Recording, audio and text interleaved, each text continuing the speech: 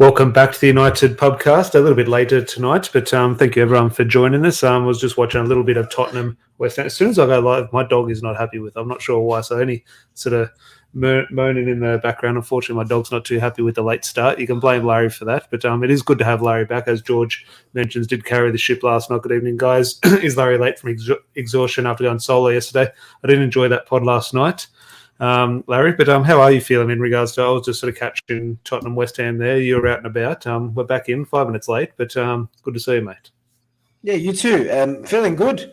Ready for another Manchester United game. And I'm more pumped for this game because obviously some of the players have returned to training. I wonder, and we'll get into starting 11s in a moment, do we start to see those players who have returned integrated into this match, or whether Ten Hag goes with a similar squad that went out against Leeds last time out? So really interesting question, and something that we probably won't know maybe until an hour before kickoff. Yeah, it'll be interesting. I think at the end of pre-season, when you're coming into those games, that game against Wolves and the first games of the season, you think, oh God, pre-season, it dragged, it was boring, I can't wait, the real football's back.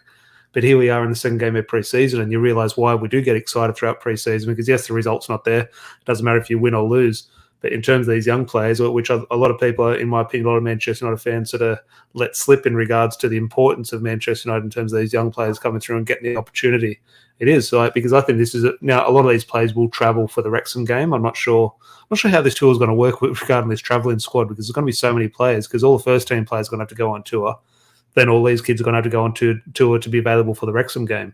So I'm not sure if there's going to be sort of two separate flights, because we've obviously seen the pre-season tours in Australia. They have a bus taking them around. If both teams go, they're going to need a bloody 3 or 4 buses taking them around. So it will be interesting. But in regards to that Wrexham game, you have to say I think all these players will play in that Wrexham game. But in regards to these players getting themselves on the senior tour and playing your Arsenals, playing your Dortmunds, who I'm not even sure who are playing on the tour.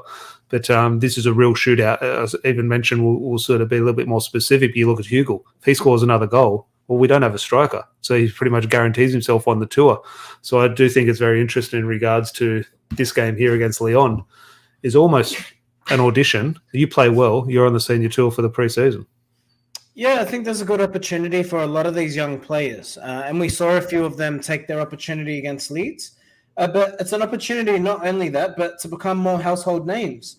It's an interesting one, and I don't wish to take this angle when we're talking about footballing careers. Obviously, we want to see players assert themselves for Manchester United, but you're also putting yourself in the shop window for your own career. A lot of these kids are playing under 18s, under 21s, which is essentially under 23s, which is essentially Premier League 2. And the quality of that it's not great. So if you're a young player, you actually do want to impress in these games. They're not dead rubbers by any stretch of the imagination, because you got the opportunity to perhaps secure football, whether that might be in the second or third division.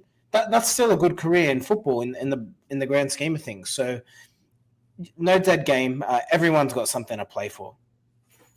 Yeah, no, look, I completely agree. Just before we went live, I did see a tweet. Again, I'm not sure how reliable the source is, but it was a photo of Hannibal and suggestion of potential loan that Manchester United do want to keep a hold of him in regards to not selling, but it does look like a loan is likely.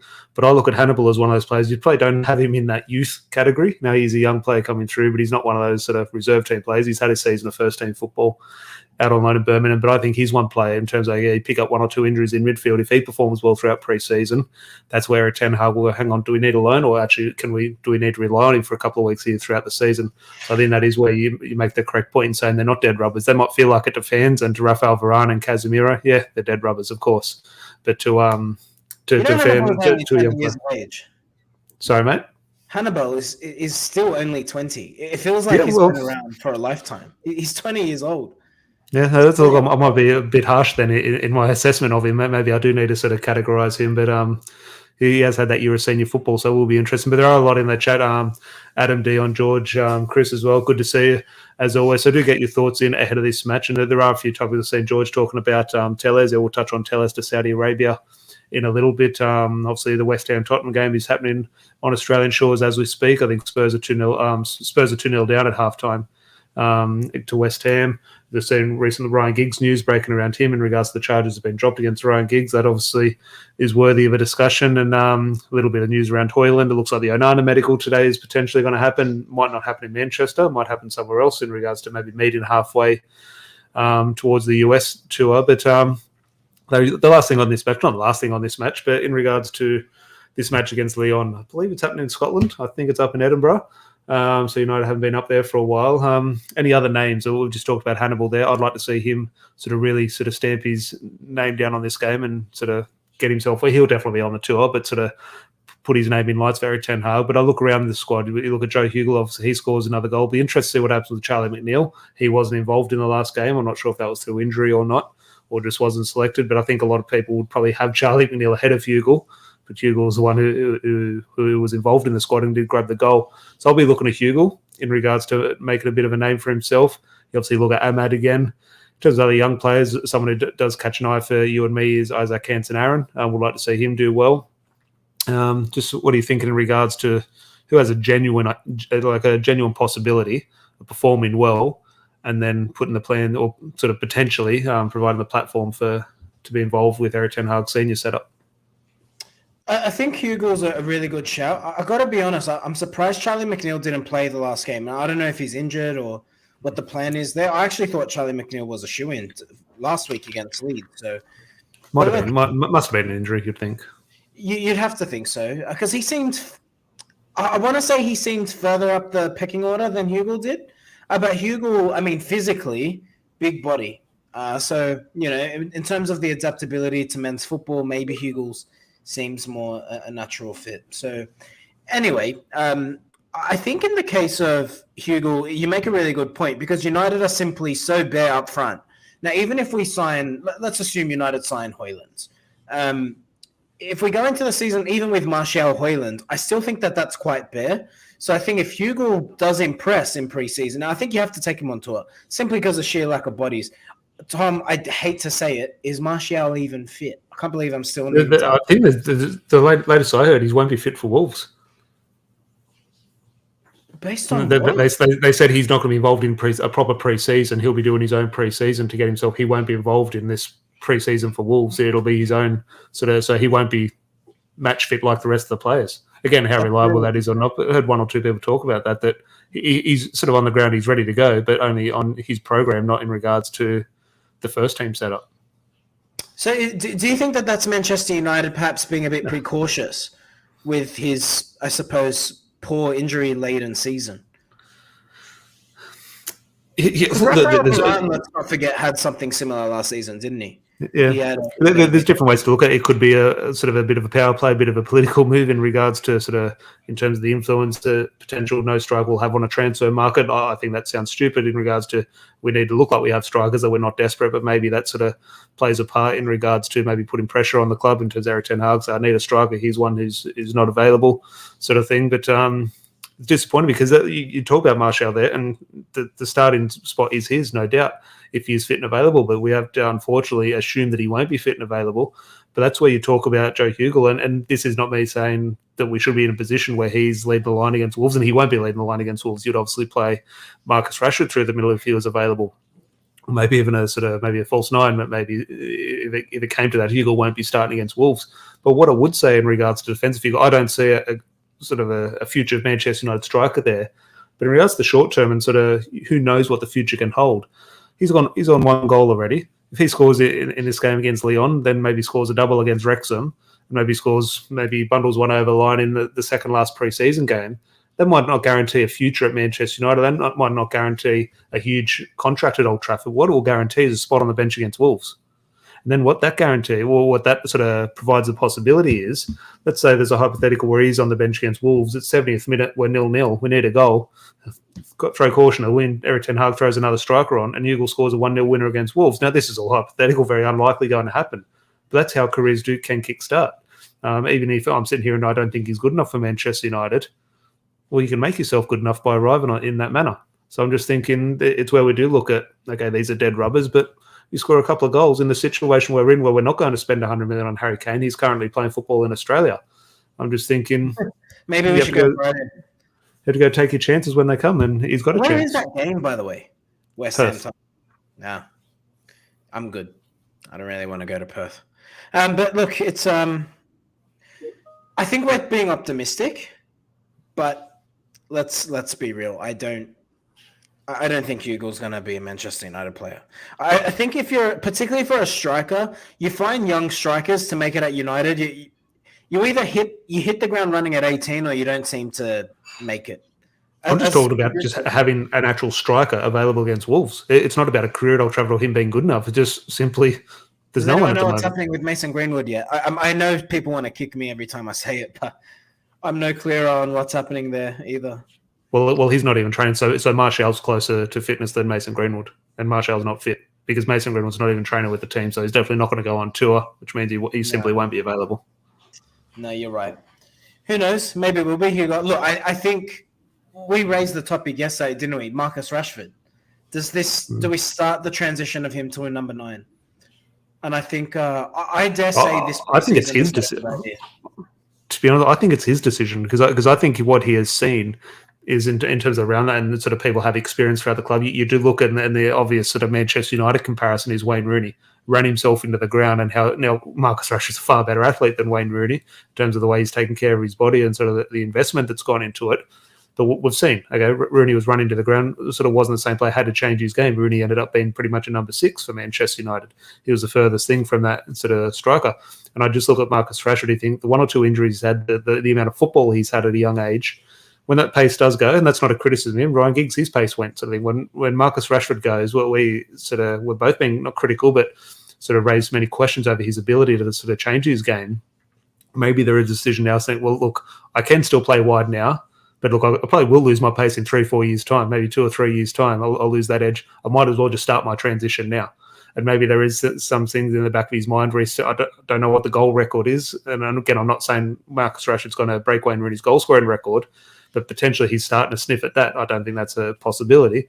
But maybe, hang on, if I can start 2 years earlier and start as a striker now, maybe that is potential and aspiration for him. So I do think there's pressure more so from Marcus Rashford to be a number 9 than Erik ten Hag seeing a number 9 in Rashford. It's a very interesting topic, but I think it's the right one. And if I'm Marcus Rashford, he really should start thinking about it. Just, I don't mean to get into biomechanics, but even the way Rashford runs, his style of running, and that's not a criticism, by the way. It's just he's very close to the ground. He's got that running style where you put a lot of pressure on the lower portion of the body, and he broke into Manchester United at 18 years of age, and I do hold a great concern that he's going to get to a certain. It might not be at 30, it might be at 31 or 32, but once he loses that zip, he's just going to drop. Unless he starts making tweaks to his game. And I think we started to see that. I mean, look at his game last season. There were times back to goal. Look, it's still not perfect, but... he improved a lot last season in regards to his ability and sort of I'd say, football IQ. He's a big body now. I think the transition for him will be an easier one now than it otherwise would have been. And like we said last night, I mean, you look at what United have in those wide positions. It's a lot easier to go out there and buy a wide player than it is to find a number 9. And if Rashford wants to make that transition, should we not be able to get a Harry Kane, then I would support it. Yeah, no, look, I agree, and it's a position we do find ourselves in here. Box, if we sign Højlund for 50 or 80 million, it's a big price range there, but I do understand your point. Atalanta want 80, we sort of maybe want to spend closer to 50. Surely he's a starter from the off. Let's say Erik ten Hag does bring him in now. Again, £80 million is different to £50 million, but 50 million is still big money. If Rasmus Højlund does come in for Erik ten Hag, is it a case of, okay, Anthony went straight into the team, Lisandro Martinez went straight in the team, Christian Eriksen went straight into the team? Is it a case of Højlund goes straight into the team, or are we still looking at the fact of the matter? Forget sort of the superficial stuff in regards to the price tag and everything. He's a young Danish kid who's played a handful of games in Serie A. He shouldn't be starting for Manchester United. He should come in and maybe feature in the reserve sort of thing, really, before he sort of get a taste for English football there. Or does Erik ten Hag see this as this huge signing and he's our number 1 striker? I don't. Regardless of the transfer fee, I don't think he's going to be this starter that people seem to presume. And that's not a knock on Box or anyone who's thinking that. But I've seen it on YouTube. I've seen people putting him in our strongest starting 11. Like, come on. If you've seen him play, good athlete, good potential, he's not starting game in, game out for Manchester United. That's just not going to happen. Look, I tend to agree from what I have seen. I'd love to be proven wrong if he comes in and starts scoring goals. But if you could draw up a scenario, and again, different clubs, different leagues. Ajax is not Manchester United, and the Premier League is not the Eredivisie.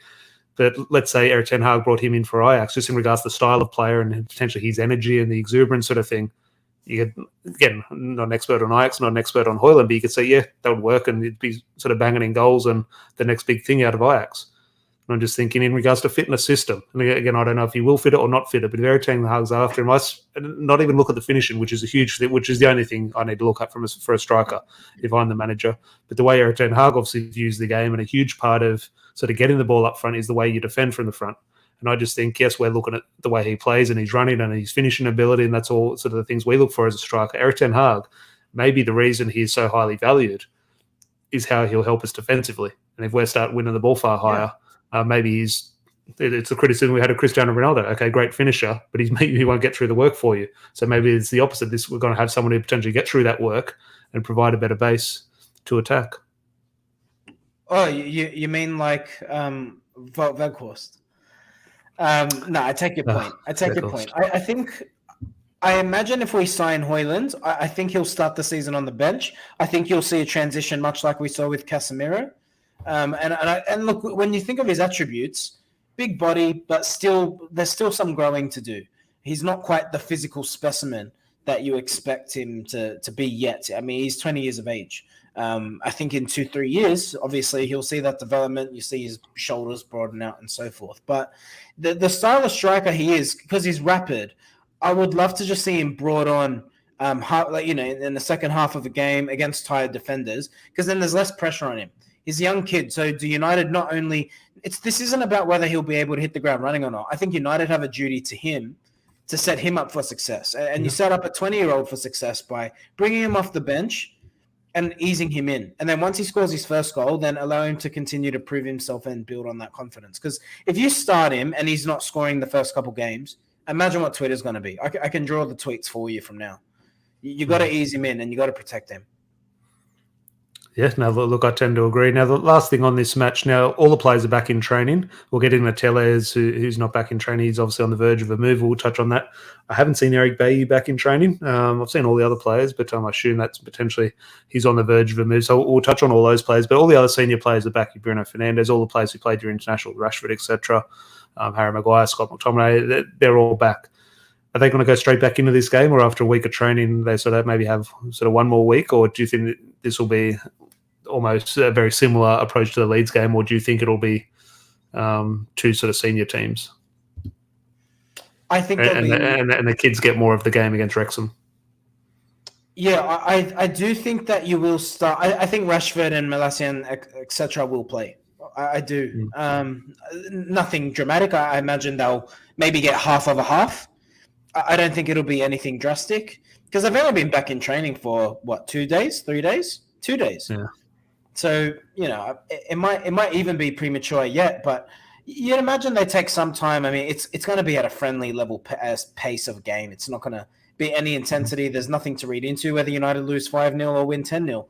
I don't think anyone's going to be drawing up a scenario for the upcoming season. So, I mean, yeah, if they have a bit of a run out, no problem. But, I suspect some players would come in.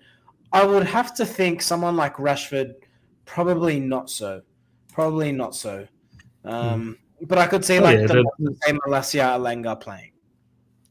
Alanga will be. I don't think Alanga will be interested. I take the profile of someone like Alanga, but it does look like he is in a little bit of a bidding war. Well, other clubs are in a bit of a bidding war. It looks like Forest and Everton potentially, and not often Manchester United find themselves with a player who has two clubs after them. So I think we need to be careful with Anthony Alanga. Last thing you do need is him to get injured when two clubs are potentially going to offer you decent money. So I think Anthony Alanga is best served being on the bench for this one.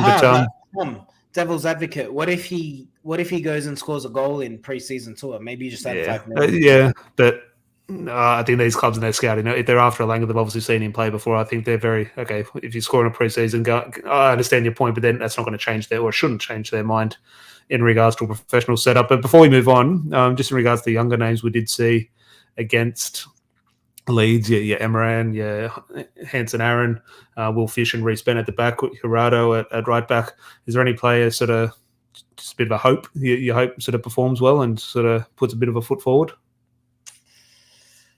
Player hope gets Kobe Mainey, you think will probably start again in the first team? Yeah. This sounds a bit arrogant, but I actually think Mainu's a sure thing to stick around this season, to be honest. So I almost pull him out of that category. You want to see him do well this preseason so he can kind of solidify our trust and the manager's trust to say he can be an important part of the squad, because, Fred will leave, I think. The one I'm actually hanging for, and it might be an outside choice, is Alvaro Fernandez. That's the one he's the one that I think has a good opportunity, because I know that we haven't seen too many reports, but you'd think Maguire's going to leave. You'd think Bailly's going to leave. And Alvaro Fernandez is very unique in the sense he's got the size, the technical ability to play centre-back, and not necessarily in a back four. But if you think of the way United set up with the ball, even like we saw against Leeds, if they're going to set up with a 3 at the back. I saw against Leeds, Alvaro Fernandez found himself sort of, how the right back becomes inverted. He was the left back playing where the right back becomes inverted. Like he was really playing in midfield and sort of spraying passes back out to the left. Exactly. And that's the point. Because he's got that technical ability about him, but he's also got the physicality about him. He's a very complete footballer. He's got the size where I think he's the... This almost sounds disrespectful, but you'll get my point. He can almost be like the John O'Shea because he's so versatile, and I feel like you could play him in a midfield position in possession, but he can also equally play left back or a wing back or a centre back position. So if he has a good preseason, I think he's every chance of sticking around. Yeah, no, definitely. Box makes a point here. Could we save money by having Fernandez and Malacia as backup left back and having Shaw as a centre back? Yeah, look, I think there is a situation he'll have to have a good preseason. I do believe Fernandez sort of to prove himself.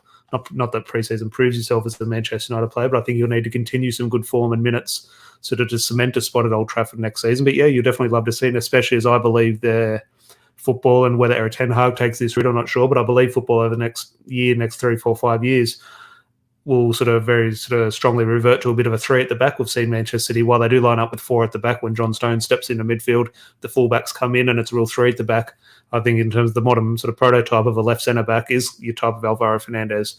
Sort of can be physical, can be strong, but can also drift wide and play that sort of wide area as well. So Alvaro Fernandez is a good shout. You'd probably expect, in terms of Shaw and Malacia coming back a little bit late, maybe Fernandez does keep his starting spot in this first 11. But if you are looking forward to the match, please do leave a like on the video. They're very much appreciated. It's free to do so. And moving on, Larry, Onana. It does look like, well, obviously it's done. We're just sort of awaiting the medical now.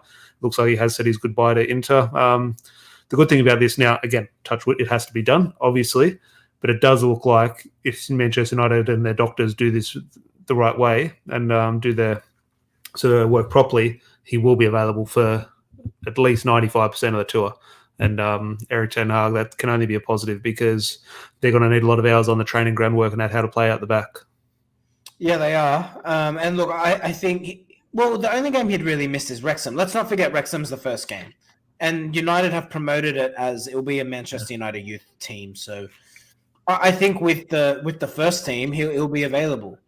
So you have to be happy with that. And you're right, they are going to need a lot of time on the training ground because he has the potential to evolve the way United play. So I'm excited for him. I'm really curious more than, I think you'll see a lot of people really guess this signing up. I think we need to be a bit more level-headed because it's going to take time, but I'm excited for the potential of what Onana signing could mean for the way United play this season. Yes, no, look, I definitely agree. In the comments, do let us know what you think of Onana and the situation around him in regards to it's official from Romano, but not quite official from the club yet. What are your thoughts on all that? And Larry, Alex Telles, Saudi Arabia, I believe, again, I'm not an expert on the Saudi league, but it does look like this is potentially to the Cristiano Ronaldo club that he's currently playing Cristiano Ronaldo club. the club he plays for, Al something. And I'm just thinking, it is something we've sort of desired as Man United fans in regards to we've seen all these other teams come in and buy these sort of average players from Liverpool or wherever around Europe and sort of buy them for big money to bring them into Saudi Arabia. And we have all these players who we sort of can't offload. We think, well, hang on, why can't one of them come in and buy one of the players we need to get rid of? Now, I don't think it'll be massive money for Alex Tellez. I think maybe you'd think around maybe 10 or 15 million. I think I could sell it for around 20 to a Saudi Arabia club. But let's say 10 million for Alex Tellez. Look, whether it's 10 million from West Ham or 10 million from Al Nassr, I'm not sure. But it's the same thing. But just your thoughts in regards to could United maybe do more to pursue Saudi clubs in terms of letting them know of Fred's, Tellez sort of thing? Or do you think it's just simply down to the Saudi Arabia clubs? I think the clubs have to be interested in the player. And it's really up to the agent to go and offer a player up. I'm sure there are relationships that certain agents or certain clubs have with other clubs, and that's where you'd probably see hey, just to let you know this player's available. But, I mean, respectfully, how do you sell Alex Tellez? I don't mean it in a disrespectful way, but if you're a club, he's a pretty hard sell unless it's a club that obviously isn't in the top echelon of world football.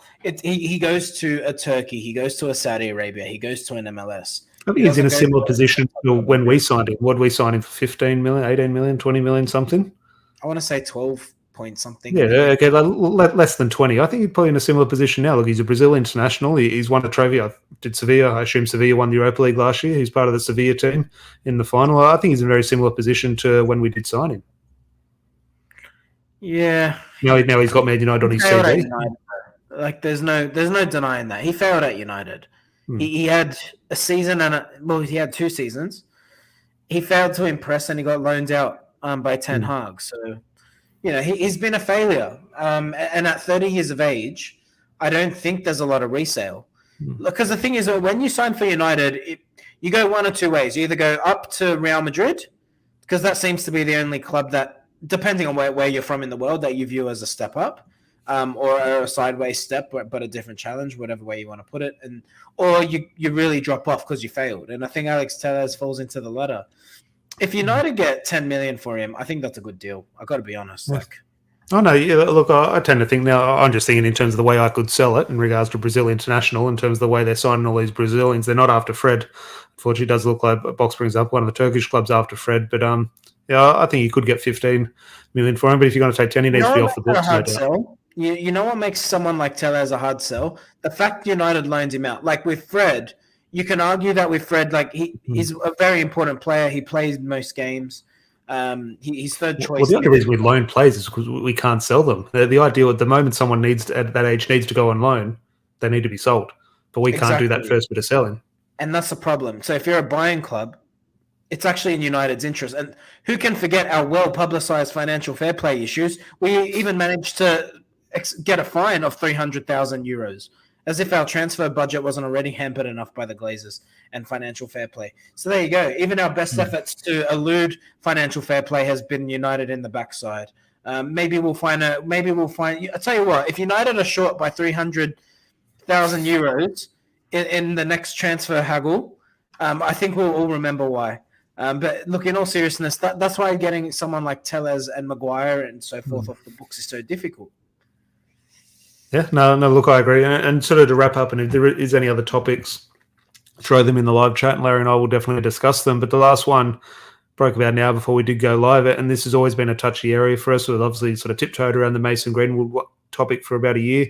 Then sort of that came out, and then we could openly discuss that. But the Ryan Giggs case has obviously been sort of rumbling under the surface, and obviously very sort of touchy, and sort of best not to sort of touch that. But it has come out that Ryan Giggs, the charges have been dropped, and he's been found not guilty, or not been found not guilty, but the charges have been dropped. So there's no case to answer for. But again, this is a hard one. We've obviously seen the news of Benjamin Mendy as well, being found not guilty. Now, does not guilty mean innocent? No, it doesn't. Does innocent mean guilty? It's a circus in regards to sort of weighing up without any evidence. The Mason Greenwood one, we potentially do have evidence in terms of what we have seen as the public. Benjamin Mendy and Ryan Giggs, obviously different cases, but we have not seen any physical evidence. We've gone by reports. We're going by what we do read in the media. So also been some obviously serious allegations around Ryan Giggs that, again, it's a different situation of Mason Greenwood in terms of we don't have the evidence as the consumer. But I'm just thinking, we will treat it differently in regards to, let's say it's a similar case. We do treat it differently because for what we have seen. So I'm here thinking, okay, weight off my shoulders as a Manchester United fan. Ryan Giggs hasn't been found guilty. That doesn't mean he's not guilty. He could very well be, he could be guilty as hell. Who knows? But in the court of law, he is not guilty. So just your thoughts in regards to this and sort of tying it loosely into how we feel about the Mason Greenwood situation, if we feel different and we're right to feel different, etc. Yeah, it's interesting. I'll actually go and add a third thread into this story. Benjamin Mendy is a really interesting topic in itself. And if you actually... There is a difference between being innocent and not being proven guilty. So that's the point I'll start with. And further to that point, the reaction of some of the players in Benjamin Mendy's case were embarrassing, to be honest. I saw the amount of players, and I want to stop short of making this a race thing, but I feel a lot of there's no coincidence that a lot of I've got a point here, so allow me to elaborate before anyone accuses me of anything. A lot of players with African descent came to defend Benjamin Mendy. So if you notice, so you saw the likes of Memphis Depay, Paul Pogba, Vinicius Jr., just three to name a few. But a lot of players of African descent. So when that happened, there's almost the assumption of, well, was Benjamin Mendy treated like this because of his color? Or I didn't understand what point those players were trying to make. So point number one. Point number two was, all of them said, particularly Memphis. Memphis is the one I'm going to go harder, and Pogba to an extent as well. Vinicius Jr. is the one I've got an issue with, and not a bad issue, just an interesting discussion. It is, and the point I'm making here is all those three players, and you're right, Vinicius Jr. and probably Memphis the most at blame here. When is this going to stop? It's not right. How does he get the 2 years back in his career? This guy was in court for 2 years. You don't go to court for 2 years without hard evidence being provided against you. And Benjamin Mendy himself admitted to sleeping with X amount of women. By X, I mean thousands of women. So, like, respectfully, Tom, forgive me if I'm a cynical prick here, but if you're willing to sleep with thousands of women, forgive me if I don't think you're a saint. You know what I mean? So let's stop short of the pity, woe is me, Benjamin Mendy's football career is ruined. Just because you weren't proven guilty in a court of law, it doesn't mean you're innocent. And just because someone happened to be of an African heritage, for those players that were defending him, it also doesn't mean that this is a racist attack against Benjamin Mendy. The Vinicius, and again, we're not making this a racism debate, but the reason I bring up Vinicius Jr., and this is not me saying I have no evidence to say Benjamin Mendy is guilty or he's innocent. That's the court of law. I have no idea what happens. That's up for only he knows. Him and the people involved know.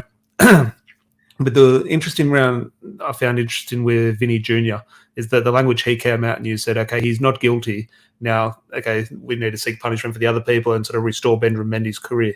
What I would say in regards to what he has been through recently, and Vinicius Jr. should never be subjected to what he has gone through in recent times, but what I would ask him, the fans who have racially abused you were found not guilty.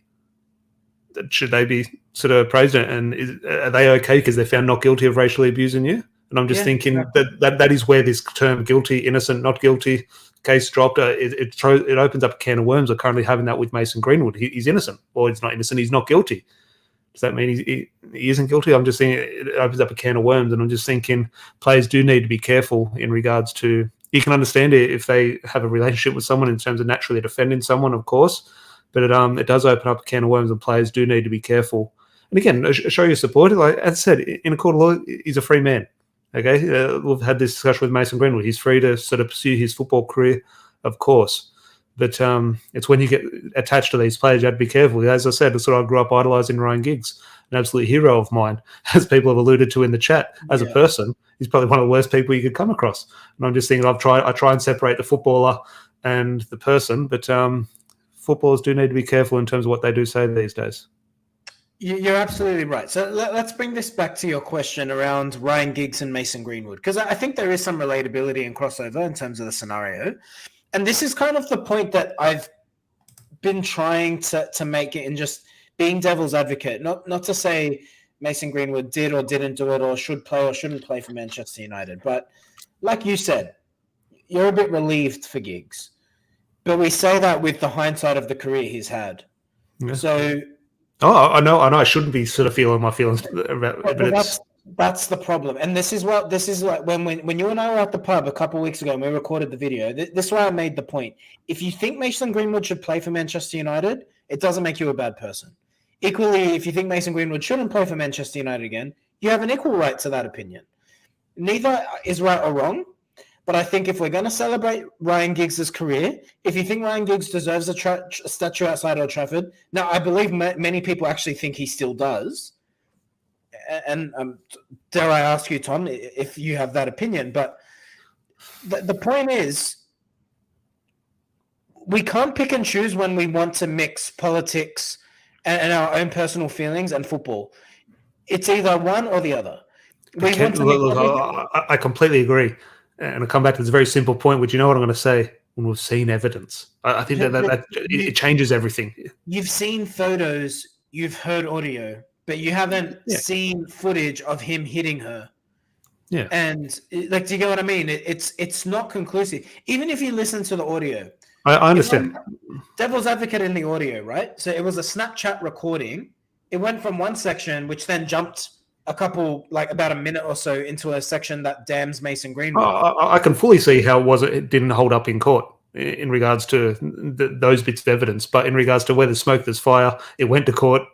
Obviously, something has happened. You put two and two together. Mason Greenwood has stayed with someone who's ruined his career. You weigh everything up. It all points to what we know happened. Well, let me then ask you this question: if I remove the image of Ryan Giggs and Mason Greenwood, if I said to you, who do you think is a worse person? Someone who potentially put his hands on his partner at one point in time, but seemingly has resolved things and is now having a child with her, or someone who has cheated on his wife, slept with his brother's wife, and been accused of physically abusing more than one woman? Yeah, a lot of that is a moral argument, but again, it's the accused allegation in a court of law, which we're going to take with Mason Greenwood or Benjamin Mendy. He's not guilty / innocent, however you want to describe that. In terms of, it's hard. Look, I completely agree. It's a huge moral. I would argue Ryan Giggs, and this isn't saying I believe that, but I could argue Ryan Giggs is a worse human being than Mason Greenwood, because most people would think if someone sleeps with your brother's wife, that's pretty bad. And that's the thing. Like, I could probably, and again, I'm not going to say Giggs did or didn't do what he got accused of. At the end of the day, he's been proven not guilty. So, you support that. But if you're a lawyer and you're going after Ryan Giggs, well, you would probably find it more believable that someone would put his hands on a woman if a guy's willing to sleep with his brother's wife for years and hide it from him, then what's to stop him from doing basically anything, right? So that's where it gets touchy in regards to, in the court, he's not guilty, he's off. But we have no idea. He could be guilty himself. Fingers crossed that's not, because if he is guilty, that means that a physical act has occurred, and that's obviously not what you want. That's where feminism at the moment has a huge problem in terms of when a story comes out, they want the man to be guilty. And if you want a man to be guilty in this case, what that means is you want that act to have occurred, which I think everyone should be on the side. Well, hopefully the man is innocent. That means no one has been the victim of assault. But on the Mason point, and this is where I draw the biggest comparison. If this is about the moral high ground, not what the court has decided, because, and this isn't me having a go at you, but I want to make this point. You have said that Mason Greenwood would be a distraction, that it's not in Manchester United's best interest for him to play football there. But equally, if this is about the moral high ground, not about what's proven in a court of law, well, Ryan Giggs doing what he did to his own family, his career shouldn't be recognised then. If that's the principle that we want to apply to Mason Greenwood, then should we not be applying that same principle to Ryan Giggs? That's memories. That's memories are nothing. That's in history. We're talking about what we can control. We can't control what people think of Ryan Giggs' career if Yes, they sort of.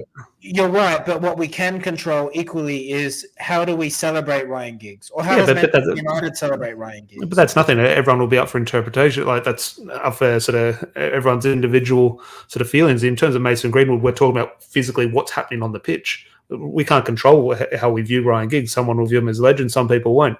We can control. I say we, but the decision makers can control the future of Manchester United with the Mason Greenwood decision. Now, it might be a career of Ballon d'Ors for Mason Greenwood. It might be a career of relegations. It might be a career of Champions League football for Man United or relegations. We have no idea. But the decision will impact Manchester United's future. A decision on sort of what the way we view Ryan Giggs, is that going to affect Manchester United? I don't think it will. Yeah, it went in today's market, I suppose. But look, if you, I've said it. I said it when we recorded it. I'll say it again. If Manchester United choose for Mason Greenwood to play for Manchester United again, I'll back the club. But I believe they've made their choice. He's not training. Yeah, look, I don't think he'll play for United this season, but I think there's every chance he returns next season. Just depending on how it all goes. If he kills it wherever he goes and he scores heaps of goals, and United still don't have a striker. What if he goes and has 38 games and scores 2 goals? What do you do? Can you sell him? Then he comes back now. But you'll sell him at a loss. Well, there's no loss. But who would really want him? I don't think. Then you're sort of stuck with him. Yeah, he probably doesn't. Yeah, he's too good of a player for him to. The thing that's brilliant about Mason Greenwood, the player, he's got this knack, and I'm trying to think of a player who's got the same ability. Mason has the way he shoots for goal. He's got an early shot. If that's a term. Solskjaer. Yes, Solskjaer is a great example. Mason doesn't shape his body to shoot. He can be looking like he's going to pass, and all of a sudden he's having a shot. And a goalkeeper, it's very hard to prepare for that. That's just God-given talent, and you don't lose that. So if he's scoring anything from 10 goals upward next season, you have to say it's a good season considering he's had 18 months out of the game. Definitely. We wish there was a conclusion. We wish there was an answer to this situation, and sort of everyone could move on. I want to know who Manchester United's bloody owners are going to be. Are you coming around to my line of thinking that it's not happening anytime soon? Maybe devil's advocate and maybe glass half full. Maybe the buzzword 2 or 3 weeks ago, maybe 2 or 3 months ago, to be honest, was this exclusive period for an owner to come in and sort of exclusively negotiate a deal with the Rain Group and the Glazers. Could this potentially be that, where there's this big lull in the news where it's actually sort of really behind closed doors, actually something's actually happening? Or is this what my gut is telling me, where just nothing's happening because nothing's happening? Look, I'm going to lean on the side of optimism and say something happens, but who knows? I think it'll happen this year. I don't know when it's going to happen. No, I think it'll be around the turn of the year in terms of communication from the club, whether that be the Glazers staying or a decision. It's one of those ones. That guy who was a famous movie I was watching the other day. Fabrizio Romano's just put out a tweet 5 minutes ago. Manchester United are preparing their opening bid for Rasmus Højlund. Personal terms are 100% agreed. He wants United. Atalanta told United they don't want 3 players offered in the deal after initial talks. Asking price is around 65 to 70 million euros. Next step, official bid. You've got to get that down to less than 50. You have to. He scored 8 goals, I think, in Serie A. It's not even that. That's a huge thing, especially if you're going to come with Manchester United number 9. We're going to look at the goals. Of course, it's not even the goals. It's just the pressure they would put on, because he's going to come in and with that price tag. I just think we talk about distractions. We talk about Anthony. Did he deal with it? Like, he's not a £100 million player, but he's reported as a £100 million player.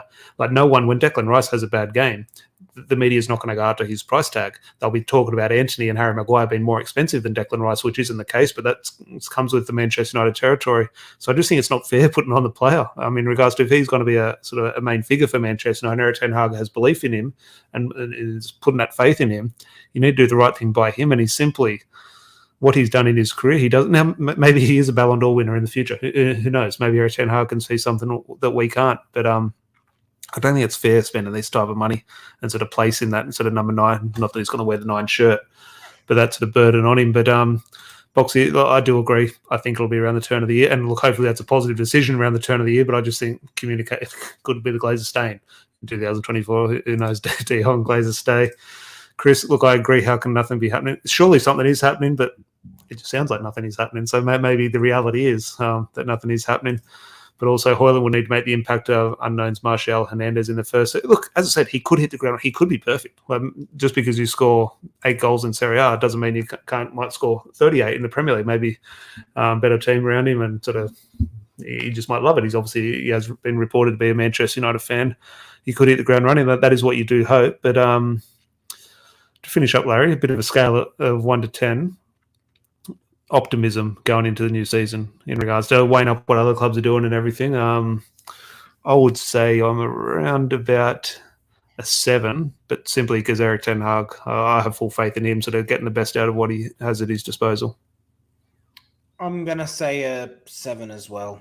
Just at this point. I like the Hoyland signing. Does it strengthen the starting 11? I'm going to say it doesn't. And that's not a knock on him at all. I don't want to write him off, but he's a kid. He's a kid, and you're asking a lot for a 20.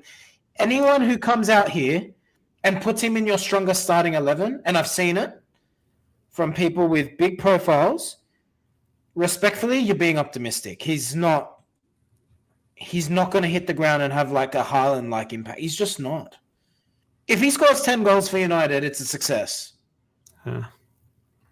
And it's not a look at him. He's 20 years old. Look, I tend to agree, the reason I look, and this is not where, as I said, it's not where we should be looking when we're viewing a Manchester United striker. But my glass half full, the optimist in me would look at the reason Erik ten Hag is going after him is potentially we look at where he favoured Weghorst over Ronaldo, who's the better goal scorer. Obviously, the better goal scorer is the better goal scorer, but what he needed was something different. So you're not bringing in £60 million striker to defend. But maybe in regards to the balance of the team, maybe there is, in terms of Erik ten Hag's vision for the team, maybe he does a little bit more valuable than what we do believe he is. Well, despite our debate at the start of the video around Marcus Rashford, as at time of recording, Rashford's best position is on the left. So with that being said, if you get someone who can play striker and stay fit, then you solve the Marcus Rashford conundrum straight away. So, and look, Hoyland, with his pace alone, will put fear into defenders, and that will stretch defenses. With the pace, and to finish off, we'll finish on this point. With that pace in behind and that threat, so you got Rashford and Hoyland, so you think what a team will do if they're sitting off. Then also on the other hand, with ONANA at the other end, teams will sort of step off and they won't really press us. It's maybe in the first couple of weeks they'll try and catch us off guard and maybe press us high. Once we get into our rhythm, I think teams are really going to sort of sit quite deep against Manchester United because they won't press us with ONANA. Then we also have the pace in behind. So I think it's going to be really sort of remember that period where we sort of can't break down those low blocks. I think it'll be a case. Now, maybe we are in a position where we can break them down, but I think it'll be a very case of that where Manchester United got to dominate a lot of games this season. Can we score the goals, though? Considering the players we now have in midfield, I'd be fairly confident. Oh, yeah, no, definitely. Now, my internet does look like it's potentially going to lag a little bit, so I think it's a good chance to wrap up. But, Larry, it's been a pleasure, as always, mate. Any other parting thoughts? No, let's get pumped for this game tomorrow. Keen to see what the 11 looks like, and hopefully a kid takes their chance. Let's see.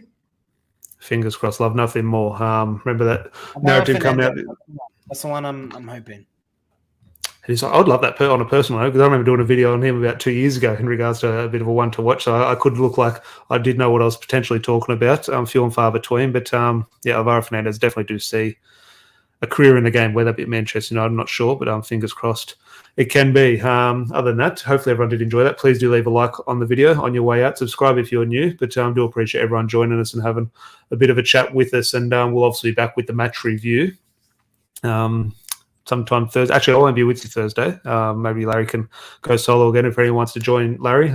Do jump on with him, send us a message, and you can get involved in the podcast. But until then, have a good day or two, and we'll chat to you soon. Cheers. Cheers.